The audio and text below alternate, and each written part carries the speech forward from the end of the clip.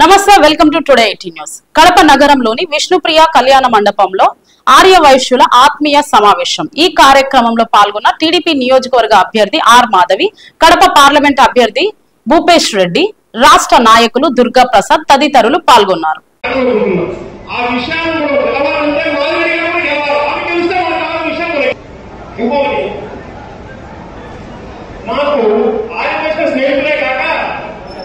కొంచెం పొద్దున వయసు సూపర్, పొద్దున వయసు జట్టలు, పొద్దున వయసు క్లాసులు ఎన్నో అంటున్నారు.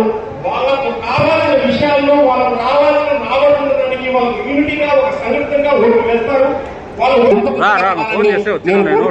సమయభావం తక్కువ వల్ల ముగిస్తున్నాను. Thank you. నేను చెప్తాను కదా. అలాగే పాలకల్సు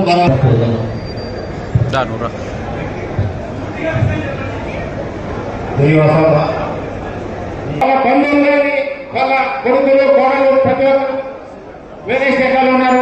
వాళ్ళందరినీ పిలిపించి మనమందరూ పట్టుదలతో మన వయసుల పేరు నిలబడాలంటే తప్పకుండా తెలుగుదేశం గెలిపించాలా. కాబట్టి మీరందరూ కూడా ఏదో మీటింగ్ చూసి రేపు పొద్దున్న గమనించి కూడా రేపు పొద్దునిచ్చే ప్రతి ఒక్కరు ఒక నవ్వులు ఉంటాయి కూడా ఆరు వయసు పద్ధతిస్తే వాళ్ళ వయసులకు పేరు రావాలంటే ఈ మార్చిలో రావాలని మనస్ఫూర్తిగా కోరుకుంటున్నాను. వారి తొలి సందేశం అందించవలసిందిగా కోరుకుంటున్నాం.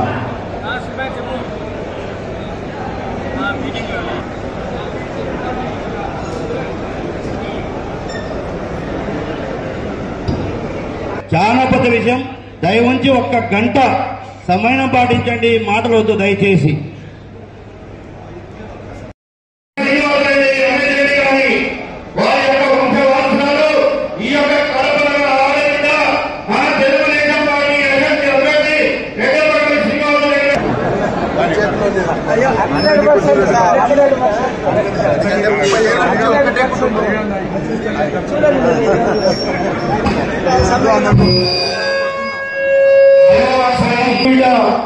మహిళా ట్రైనింగ్ చేసి వారిని మాధవరెడ్డి గారిని సభావేదికలో ఆశీర్వాదంగా కోరుకుంటున్నాం.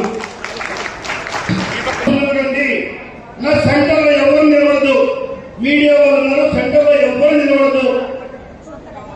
ప్లీజ్ ప్లీజ్ అక్క ముందుకు రండి, ముందుకు రండి, ముందుకు కా ముందుకు. అలాగే మునగాసిన వాళ్ళ సంజయ్ కూడా వేదికకి రావాల్సిందిగా కోరుతున్నాం. మునగా రాఘవేంద్ర గారు కూడా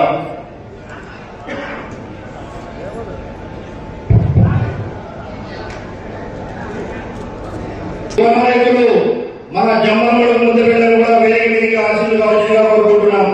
వారికి మునగా శ్రీనివాస గారిని ఆనందించవలసిందిగా కోరుకుంటున్నాం.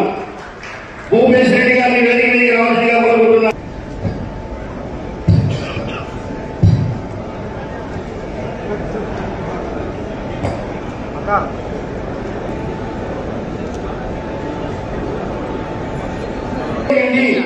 దయవుంచి మీడియాను సహకరించండి అన్నా, ప్లీజ్ అన్నా, ప్లీజ్ మీ సీట్ ఆశీర్వాదం దయచేసి డిస్టర్బెన్స్ కాకుండా ఎవరి స్థానంలో వాళ్ళు కూర్చోండి ప్లీజ్.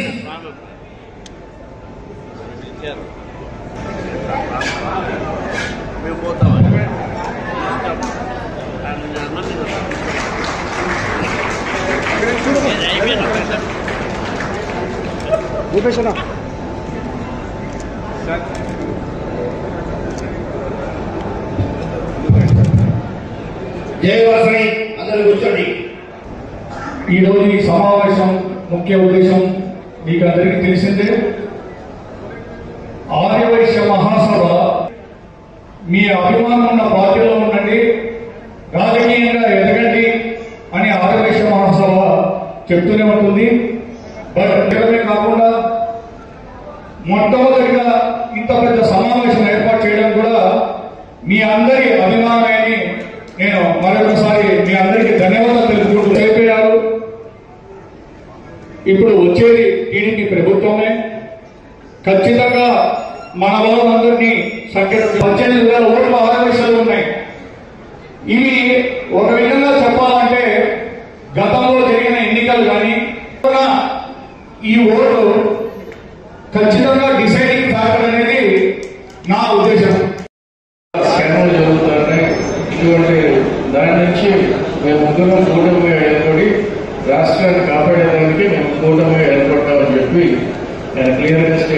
ఇవ్వడం జరిగింది. అంటే ఇక్కడి నుంచి సెంట్రల్ వరకు అందరికీ తెలిసిపోయింది ఇక్కడ అవినీతి ఎలా ఉంది ఏమని చెప్పి.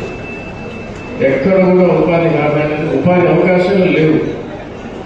చాలా మంది విదేశీ విద్య చదువుకొని ఈరోజు పోయి విదేశాల్లో సెటిల్ అయిపోయి ఉన్నారు. మన కడప నుంచి కూడా ఉన్నారు. సో అందరికీ ఒకసారిగా అన్ని కులాల్లో అన్ని మతాల్లో ఈ ప్రభుత్వం పైన వ్యతిరేకత చాలా వచ్చేసింది. సో ఇప్పుడున్న మన ముందున్న తక్షణ కర్తవ్యం ఏంటంటే ఒకటే, రేపు 13వ తారీఖున వీళ్ళు ప్రతి ఒక్కరు ఓటు వేయాలి. ఈ పక్కింట్లో ఎదురింట్లో కూడా ఓటు వేసారా కనుక్కొని వాళ్ళని మోటివేట్ చేయాలి. మమ్మల్ని పిలిచి మీతో పరిచయ కార్యం చేసినందుకు ఈ కార్యవర్గానికి అందరికీ నా హృదయపూర్వక నమస్కారం తెలియజేస్తున్నాను. వేదిక మీద ఉన్న పెద్దలకు, వేదిక ముందున్న ఆర్యవైశ్యులందరికీ, పెద్దలకు, మహిళలకు అందరికీ నా హృదయపూర్వక మరొకసారి తెలియజేస్తున్నాను.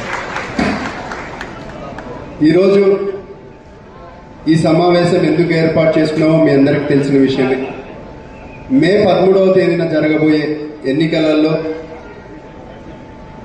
మీ దగ్గర ఒక ఆయుధం ఉంది, ఓటు అనే ఆయుధం.